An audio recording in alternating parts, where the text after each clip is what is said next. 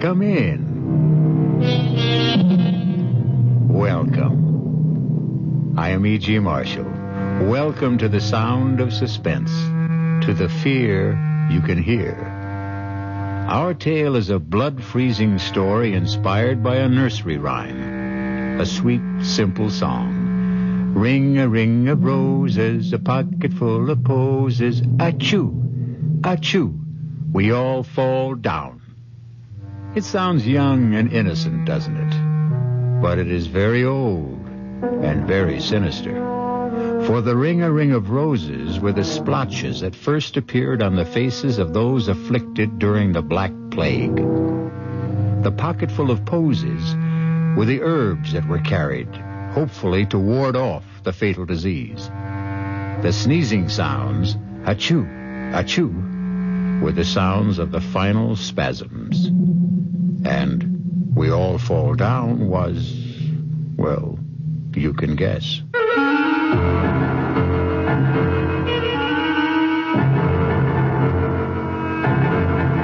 Our mystery drama, A Ring of Roses, was written especially for the Radio Mystery Theater by S.J. Wilson and stars Glynis O'Connor. I'll be back shortly with Act One.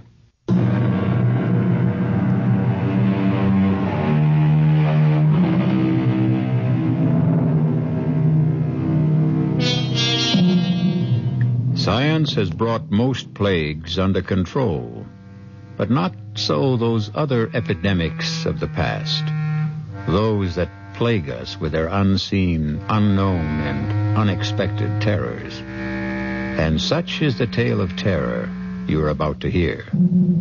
Draw close to the guttering candle, for you will receive no warmth from a ring of roses. You know, George, I've heard about this place so often from Helena. I'm just dying to see her home. And I'm anxious to meet your friend Helena. Oh, I'm sure you'll like her. But will she like me? Taking her best friend away from her. Come on, George. You know you're irresistible. Ha! Why do you think I'm going to marry you? Well, for one thing, my beautiful, exquisite, enormous pots of money. Oh, George, wait! Look! Laurie, stop. get your hands off the wheel. What do you think you're trying to do? But we passed it. It's the sign to the house.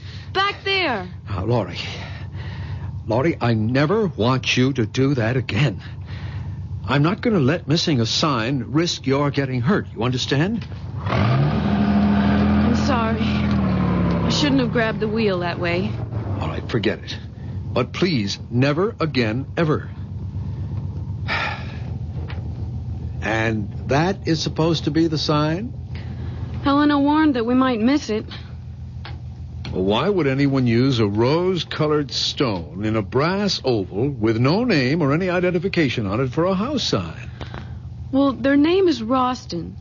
And Helena said that generations back when their family first moved to America, it was rose stone. And so they put up a rose stone. Well, if they want people to get that meaning from it, they either enjoy guessing games or, more likely, just want to keep themselves very, very private. Yes. Guess what? As you said, they are very private. Well, I got that impression before we got here. And I also have the feeling that they're not very friendly either. Oh, how can you say that? When Helena's mother especially invited us over because she personally wanted to give us our engagement gift. Yes, and that's pretty peculiar, too. How? How many showers, did your girlfriends give you? 4, right? No, 3. The last one was a dinner. All right, and Helena was invited to every one, but she... I know, George. She didn't turn up for any of them. You know, Laurie, I've never seen you so wound up. What's spinning around in that pretty head of yours? I don't know, but... Well, I am on edge. About what? I guess about meeting Helena's mother. You see, she's so strange.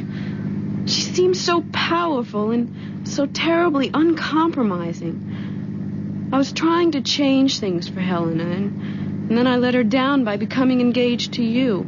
Well, now, don't tell me you weren't going to marry for poor Helena's sake. Well, at least not until she married first. We were going to share an apartment together in the city. You know what I'm going to do, Laurie?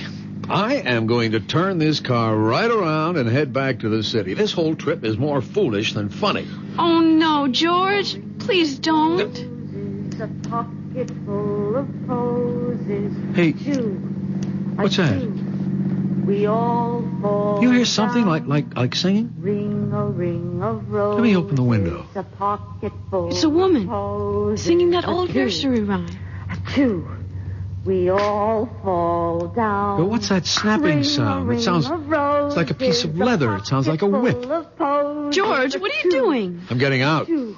Something's happening here that I don't like. Don't open the door. Please don't. We'll go back if you want to. I'll be but right don't. back. Keep the window shut and the doors locked. No, don't leave me, George. I'm coming with you. Wait. Okay, but stay close to me. Ring a ring of roses. Well, it seems to be coming from behind those hedges. You know, it could be just kids playing games. If that voice is coming from a kid, he's using a bullhorn. Let's stop here. We might see through the hedge. Please be careful. Holy Toledo! Look at that. Let me see. That man. The old man with the beard. He's trying to catch the girl with his whip.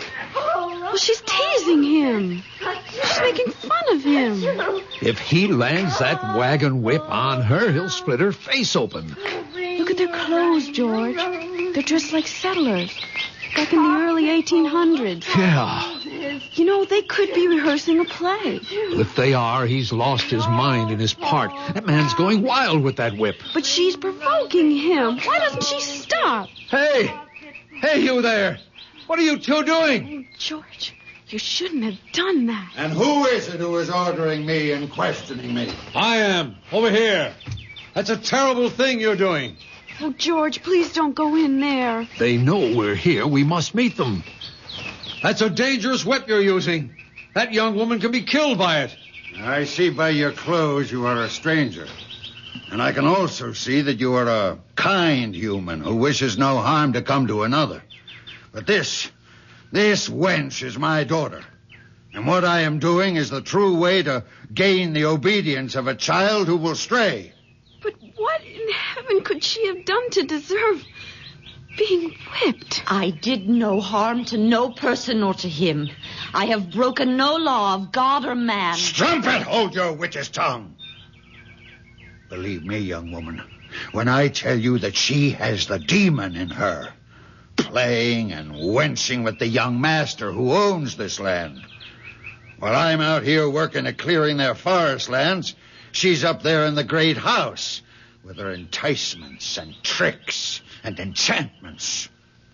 And if it has already come to this, that he has given her a gift for favors promised or already bestowed, the gift of a ring, an already cursed ring. He gave it to me fair and with the holy vow that he will marry me in the month of the next full moon. Marry you, Willie. You who can half fare to read and write. You who are lower than his mother's kitchen scullion. You give me that ring. I won't. I swear by the name and the soul of my sainted mother that you will never get this ring. Then until I do, though it mean your own death, you get the whip. Stop it! Don't! Why can't you be a little more reasonable? She may be telling you the truth. I am. I swear it on my dead mother's Bible I am. Well, then, if you are, why don't you give him the ring and let your young man personally tell your father of his plans? No! No, he'll do no thing like that. He'll bury the ring in some secret spot and drag me away before the fall of night. For he doesn't want me to marry to no one but to stay with him and clean and cook and wash for the rest of his devil life. As you can see, she's beyond talking of matters with sense and decency. She's been taken up with her planning and scheming to get away from me for the purpose of harlot's gain. And she hardly of marrying. I'll kill you. George! She has an axe! An axe! No. She's going to kill him! Stop! For God's sake, stop! Oh, George, I can't look! He's dead! She killed her own father! What? Where is she? What happened to her? There she is! She's running away! Hey! Hey, come back! Come back! You can't get away! It's you who will never get away. The ring will circle you. George, don't try to catch her. She's like the wind. I'll never get my hands on her. She's almost in the forest. Come back! Come back! We're not going to hurt you! It's you who are going to be hurt. She's disappeared. Even before she got to the forest. But George, look what I found. It's the ring. She dropped the ring. Let me see it. You know what it's like? It's just like the road sign. It's the same shape. The same color stone. It's smaller, but it is just like the road sign. Rose colors. George, we've got to get help. The police, Yes, someone. but where? Well, of course, the house. We've got to get to Helena's house. This ring so rosy, this ring so red. Does it belong to the living or the dead? We'll return shortly with Act 2. With you alone, I don't want to disturb your mother. My dear, you're not disturbing me in the slightest. This room has no secrets. Its acoustics are incredible. I'm Helena's mother. Hello, Mrs. Ralston. We've just had a very unusual experience. Laurie's pretty badly shaken by it. Yes, so I see. Helena, why don't you take Laurie to your room, let her refresh herself? Perhaps Mr. Williamson will tell me something more about what's happened? I think the police should be notified at once. The police? Here? Did you have an accident? Well, not exactly, but we happened to see something that can only be described as gruesome, I guess. And the police should be notified. Mother, do you think... Helen, dearest, this is not the time for speculation. I shall be glad to have the deputy's office call. But can you give me some indication of what they're to be told? We don't like bothering our officers unnecessarily. They have enough to do as it is. But someone's just been murdered. Oh, no, not again. What? Now, Helena, restrain yourself, dearest. Laura, you say someone's been murdered? Who? Well, we don't know who he is, but he was trying to whip a young woman. And Mr. Williamson, she took an axe and killed him. You know. How could you? I was praying that it wouldn't happen to you. Oh, poor Laurie. Now, why don't you young people make yourselves comfortable? A glass of sherry might calm you. But, Mother, you told me that it would never happen again. That thing... Helena, I said I had taken every precaution not to have it happen. But who am I to promise I will control the uncontrollable? Are you saying that this has happened before? Laurie, maybe Mrs. Ralston wants to explain. Well, not really, but I feel I'm obliged to. However, it is difficult. How does one explain the inexplicable? I think they're ghosts. There are no ghosts, Helena. Dr. Medvig, the last scientist I consulted, said it was undoubtedly an instance of photosensory projection. Helena poo-poos it. But has either of you ever heard of that discipline? Oh, vaguely. It once came up in a course on parapsychology that I had at school. No one has ever proved PSP, Mother. Well, they've never proved ESP either, but a lot of serious scientists work with it. But George, what does that photo whatever mean? It's quite complicated.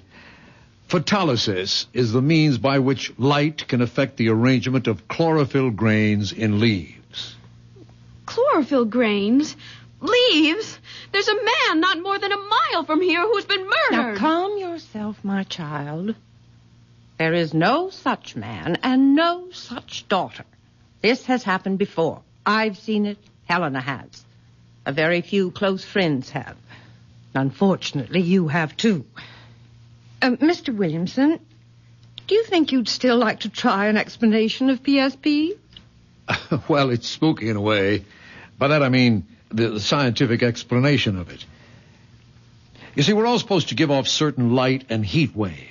And what is it happens in the case of individuals who are emotionally stimulated, let us say, people in love? Well, the theory has it that people in a very intense emotional state give off more highly concentrated waves. Well, I just don't understand what chlorophyll and leaves and light waves have to do with a man being murdered. You see, it's tied up with photosynthesis. And scientists aren't sure how that process really works. But with the unusual intensity of light, the cells of chlorophyll rearrange themselves and are forced to give off some of the excess carbohydrates in which there is an unusual amount of stored energy. I'm not following this at all. My dear, Helena speaks of you as having the patience of a saint. So, if you'd like me to telephone the deputies, I suggest you give your fiancé a chance to finish. There isn't much more, Laurie. Just at the openings in the leaves, they're called stomates, tend to react like projectors. And through the magnification of additional oxygen are supposed to be able to relay an episode they once absorbed when they were in the receptive state, like film. Are you talking about something like motion picture film? Yes, Laurie, but he means something like a projector with a memory. A memory of blood in this case. Well, it happens that chlorophyll is very much like hemoglobia, except that it contains magnesium instead of the iron found in blood. Are you saying that what we saw was a motion picture? Nothing more? Well, essentially, that's it. But when and where the original was recorded, we have no idea. But there's a building. There's a cabin out there. And there's a man's body bleeding. Why don't you go and see for yourself if you don't believe us? No, Laurie, there's nothing there. Helena, you too? Yes, as Mother said, I've seen it. Others have too. Around here, they call it the Enchanted Forest. But if you go out there again, you won't find a cabin or a man. Nothing. The police know all about it. They'll come and you'll just feel foolish. I don't know what to think. It all seemed so real. Well, now, why don't we come back to the present and the truly real? Because I have the real pleasure of giving you our gift to celebrate your engagement. It's a complete surprise. Even I don't know what it is. Laurie, dear, it isn't that what we're giving you is expensive or valuable, but it is dear to us. We hope it will be your first family heirloom.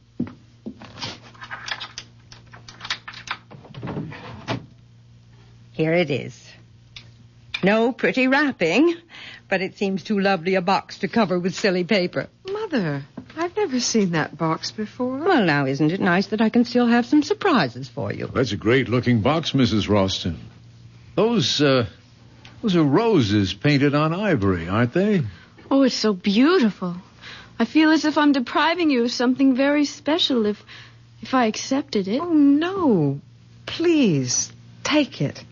It's little enough, and you know what I think that box would be perfect for? It already has its purpose, dear. What I was going to say was that it would be the perfect place to keep a lock of your first baby's hair.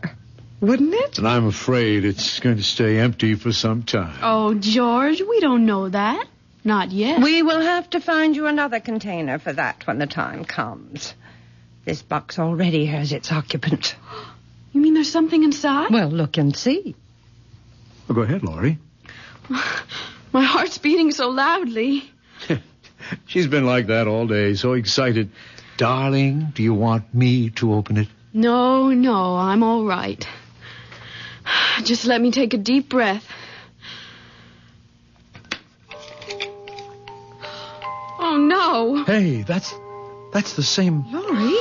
What's wrong? Mother? Oh, it's this music. Give me the box, Laurie. And inside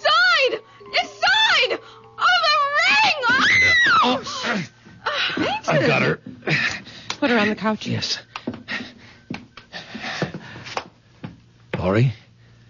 Laurie? Mother, do something. Don't just stand there. Helena, control yourself and get some water. Oh, Laurie, my poor Laurie. Wake up. Laurie, come out of it, honey. Darling? She's trying to open her eyes. Slowly, Laurie. It's me, George. Oh, who? What happened? You just passed out for a moment. Here, give her this water. Here, honey. Sip this slowly. Oh, I don't need it. But did I really see it? See what? The ring. Yes. Yes, I've got it. What ring? This ring. The same one. With the rose-colored stone. Mother, how dare you? That's mine. You know what that ring means to me. Oh, please take that thing away. I don't want to look at it. Don't worry, you won't have to. Here, Mrs. Ralston, take it back. And I hope it isn't a sample of your sense of humor. Just one moment, Mr. Williamson. I don't particularly appreciate your tone or your attitude. What do you mean by my sense of humor? If you and your daughter know all about that axe-murdering scene that we saw earlier, then you must have known about the ring. What about it? It's mine. That ring. It's just like that road sign you have on the highway. Yes, the sign was copied from the design of the ring. It's been our family hallmark, so to speak, for generations. Is that why the girl who killed her father did it? Because of that ring? What do you mean? She had it. She teased him with it while she sang that song. That same nursery rhyme in the box. Oh, no. That couldn't be. That's my ring. She couldn't have had it. Are you too sure you saw this ring? Well, that girl in the field. She dropped it when she ran away. Then where is it now? Well, George, you had it. What? You sure? I thought you put it into your purse. Well, I'll look.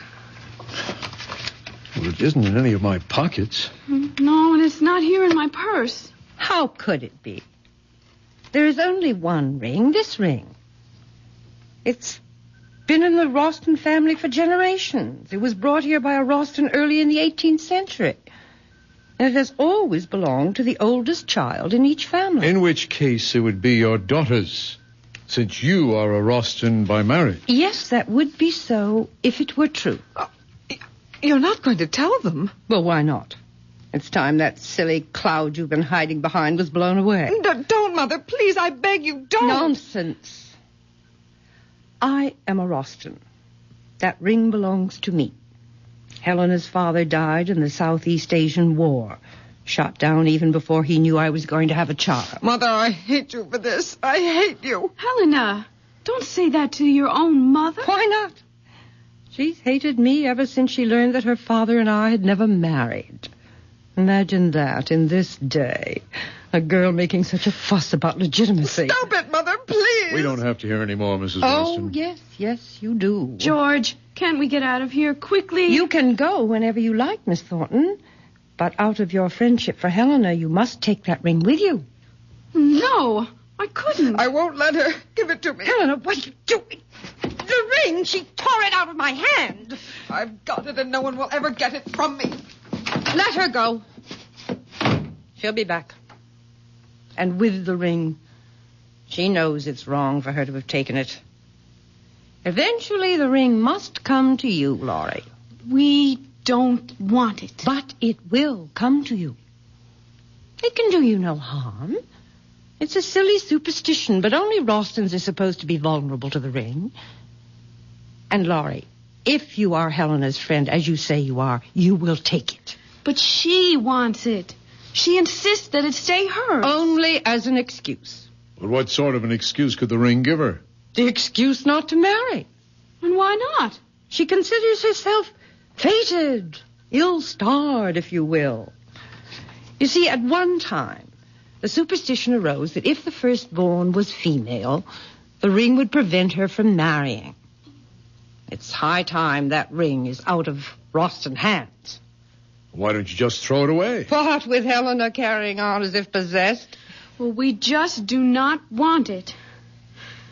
I'm sorry, but we must get back to the city. Yes, it's a long drive, and we'd like to make it before dark. I regret this has turned out to be so unpleasant, but then perhaps it couldn't have been avoided.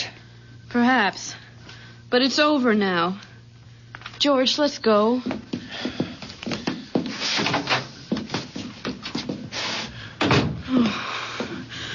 Oh, I can't get away fast enough. I don't know what the speed limit is here, but whatever it is, we'll break it.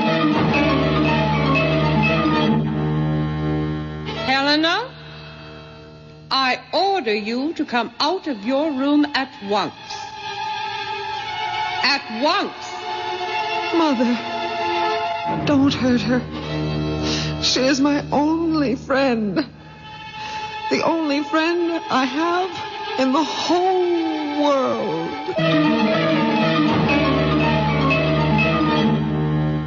Run from the ring.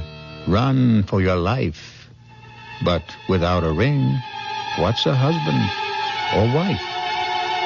We'll return shortly with Act 3.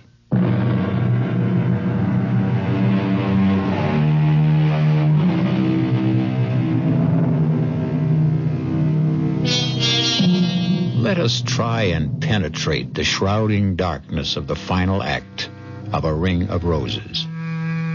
Laurie and George have been plunged into a strange, unreal experience. As the twilight lowers over the countryside, they are fleeing from the Rostons, the malevolent nursery rhyme, the flashing axe, the avenging curse, the fatal ring. But can flight outrace those forces of evil? That woman, that Mrs. Roston, she's monstrous. Oh, I'm so sorry for Helena. Yeah, well, I didn't see any halos around her head either. Yeah, but just imagine having to live with that mother. Why did she have to tell Helena that she and her father had never married? Do you believe it? Well, why would she lie about something that important? Maybe out of just plain malice. Or what? it just occurred to me, couldn't she have invented that story about the curse the ring puts on firstborn Roston girls? Well, to what end? Simple. It'd be a guarantee that she'd never be alone. That she could hold on to her daughter for life.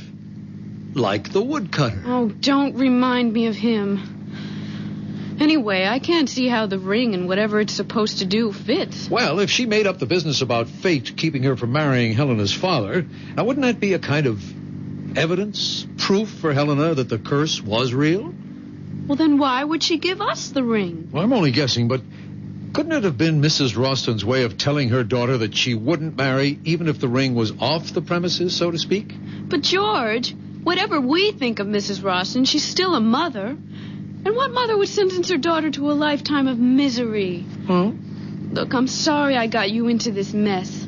I didn't dream it would be that horrible. Well, you had no way of knowing. Well, looking back, I should have. Helena, always so strange, so withdrawn, and so mysterious about herself, her home, and her mother. It should have been a warning. Honey, let's find a happier subject. Such as? Well, let's see. Okay, it's not original, but it'll do. For instance, if and when we have our first baby, would you want a boy or a girl? Oh, don't be corny. Why not? Corn is fine as long as it doesn't... George! George, isn't there someone in the road? Where? Well, look, straight ahead. Oh, yeah, that's a woman. Well, we're not stopping for man or beast or any mixture of the two. There, that should get her off the road. Because if it doesn't, then she may be another bit of PSP and we can drive right through her. Darling, slow down. She's waving at us. George, slow down! No way. If that's a living body and it wants to stay that way, she'll get off the road. Oh, please. She isn't moving from the middle of the road. Damn her teeth, whoever she is. George, you're going to hit her. Laurie, all right? Yeah, I think so. That stupid woman. It's Helena. Yeah. Well, just wave goodbye and we'll get going. Laurie, please, I must speak to you. Tell her you'll phone her on Halloween. Hey, wait, Laurie, don't lower the window. Well, she's in trouble. Better her than you. There can't be any danger in finding out what she wants. Haven't you been through enough? Helena, we're in a hurry. Telephone Laurie tomorrow. No, don't go, please. Let me explain. George, I don't have the heart Wait a minute. Are you sure that's Helena? Well, of course. Her face, it looks so strange. Well, what's strange about her face? Look at her eyes. They're washed out. They're sunken as if she's taken some kind of drug. That's probably because she's been crying. I'm lowering the window. And you're also raising my temper. Well, what do you want me to do? Just wave goodbye and we'll get going. Oh, she's gone to the front of the car now, George. Oh, she does look dreadful. Why not? She is dreadful. I've got to find out what she wants. Just 1 minute. Let me talk to her for just only 1 minute. Okay. 60 seconds. But don't lower the window more than an inch. Helena? Helena, over here. Now, what is it? Oh, thank you, Laurie. If you only knew how miserable I am about what happened today. It was all my fault. You don't have to apologize. It wasn't anybody's fault. Mother had only the best intentions in giving you the ring. Sure she did. Nothing like unloading something on a couple of strangers that isn't yours to give away. But the ring does belong to her mother. Only to be given to her child, which excludes you. Well, that's true, but you see, after me, there won't be any Rostons. But you will marry Helena. Just wait and see. I doubt it. And even if I did, my children won't be Rostons. Helena, this has been the weirdest day in my life. Frankly, the sooner we get away from here, the better off we'll feel. Just one more thing. Prove to me that you are still my friend, and please, take the ring. No, Helena. Thank you, but I couldn't. Absolutely not. Helena, why don't you just throw that ring away somewhere? I can't. I'm not allowed to. It has to be given to a Roston or to the person closest and dearest to me. But how could you expect me to take it? Every time I'd look at it, I would remember that terrible scene in the woods. I swear, the ring has nothing to do with what happened out there. It never has before. This is the first time. And it'll be the last for us. Okay, Helena, stand away from the car. I'm backing out. Laurie, if you don't take the ring, I'll die. I know I'll die. You won't die, Helena. Why should you? Because it will mean that I've lost my only friend and that I'll have no one to turn to, and I'll be stuck here in this prison with my mother. And she'll never let me go. Never. So long, Helena. If I return to the house with the ring, my mother will do something terrible. If you don't take the ring, I'll throw myself in front of the car. I don't care anymore. I don't care. Helena, give me the ring. Oh, you mean you will take it? Oh, Laurie, you've made me so happy. I'm indebted to you forever. Forever.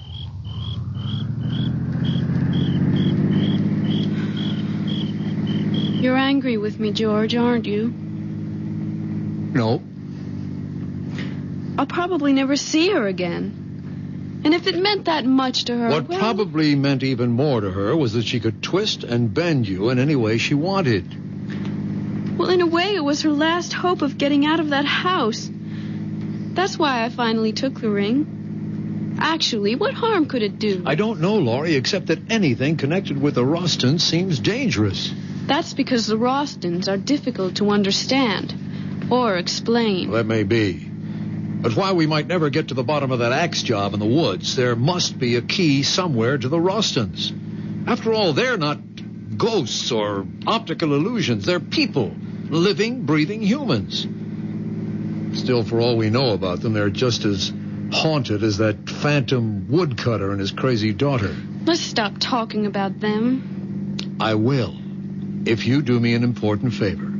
If I can. You can. Throw that ring away. You mean now? Right this second. Open the window and throw it out. But why? Honey, I'd consider it a special favor to me if you got rid of that ring. Well, I have no intention of keeping it. But I don't want to just throw it away. What do you want to do with it? Give it away. To whom? I haven't thought yet.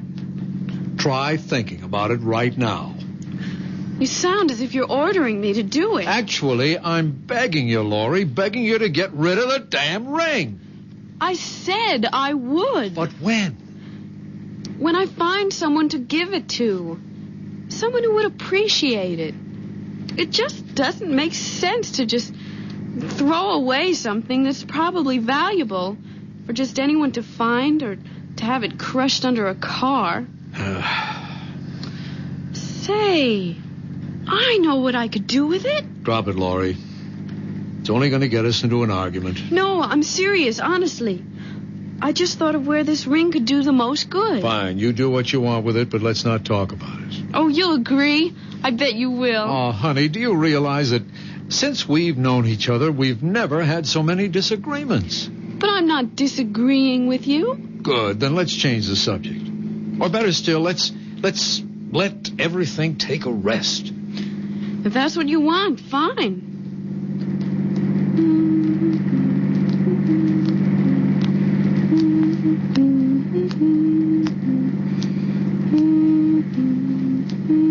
Laurie, what are you doing? Nothing. Laurie, what are you doing with that ring? Nothing, I said. Besides, you don't want to talk about it. Why are you wearing it? I was playing with it. I just wanted to see if it fit.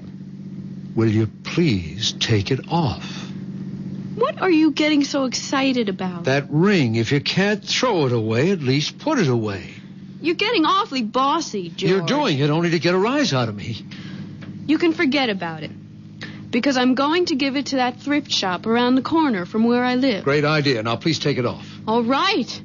Anything for some peace. Hey, that's funny. What is? The ring's stuck. I'll get it off.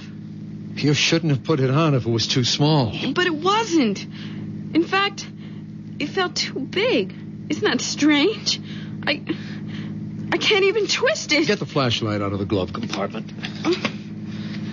Now turn it on and hold your finger under the light. There, can you see it? Your finger doesn't look swollen. No, it isn't swollen. But the ring won't budge. George, do you hear something? Hear what? That voice. The singing. Don't you hear it? No, I don't. Wait. Yes, I do. It's that song. Where's it coming from? I don't know. It seems to be surrounding us. I'll turn the bright lights on. You keep trying to get that ring off. I am trying, but it's as if it's cemented to my finger. And that singing. It's the same as the girls in the forest. Get rid of the flash and give me your hand. What for? Maybe I can get it off. Well, you can't. You're driving. There's no traffic, Laurie. I can manage the wheel with one hand. Why don't we wait till we get to a gas station? Then I can get it off with a little soap. Come on, give me your hand. All right. No, wait. I can't. Why not? Oh, I just can't, George. Laurie, you were about to drive me out of my head. Why can't you give me your hand? Because I remembered something. What, for heaven's sake? What, Laurie? Well, what Helena said back there. When she wanted me to take the ring. She said a lot of hysterical things. That if she couldn't give the ring to a Roston, it would have to be to a person nearest and dearest to her. Oh, Helena's all whacked up. Now give me your hand, Laurie. But what if it's true? Oh, that voice, that terrible voice. Why doesn't it stop? Laurie, please give me your hand. No. Because if you can get it off, then you'll be stuck with it. Who cares? I don't want anything to happen to you. Not for anything. George, look straight ahead. Oh, it's them, the two of them, the old man and the girl. He's got an axe. I'm stopping the car. No, don't. Go around them. Through them. Run them down. Kill them. Do anything, The brakes George. aren't working. George, we're practically on top of Laurie, them. for the last time, give me your hand. The ring can't harm him. No!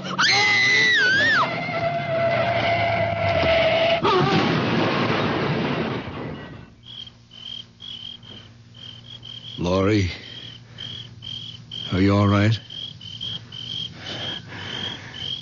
It was a tree we hit. Only a tree, Laurie. You hear me? It was only a tree. Laurie, the ring. The ring. What did you do?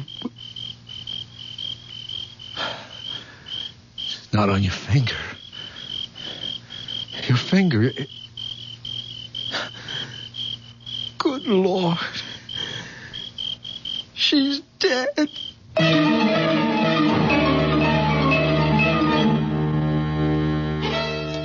So you gave Laurie the ring, Helena.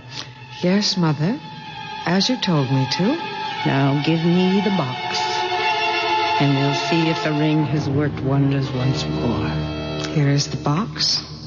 The one with the roses. Open it. Yes, Mother. But the music. Why isn't the music playing? It's a good sign that it's not playing. It's the sign that the ring has done its work. Your friend Laurie will not marry ever. Not ever. But the ring, Mother. Where is the ring? You'll find it in the woods. In the clearing. In the same place where I killed your great-grandfather 143 years ago. Go and bring back the ring that will keep us alive forever. Forever.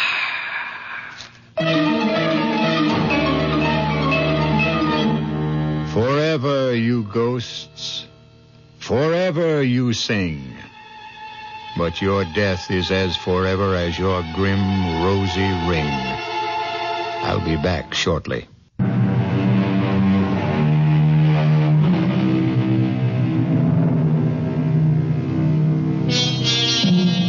Let us end our tale of A Ring of Roses. For as we also know, roses are red, roses are blue. But the rose of death is meant for who?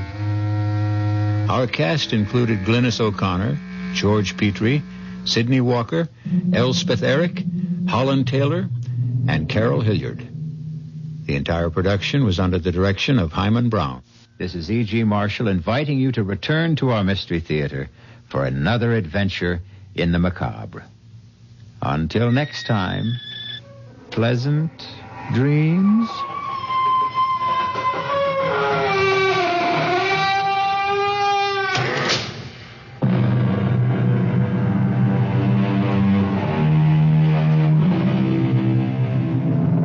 Car care expert Linda Clark joins us next hour.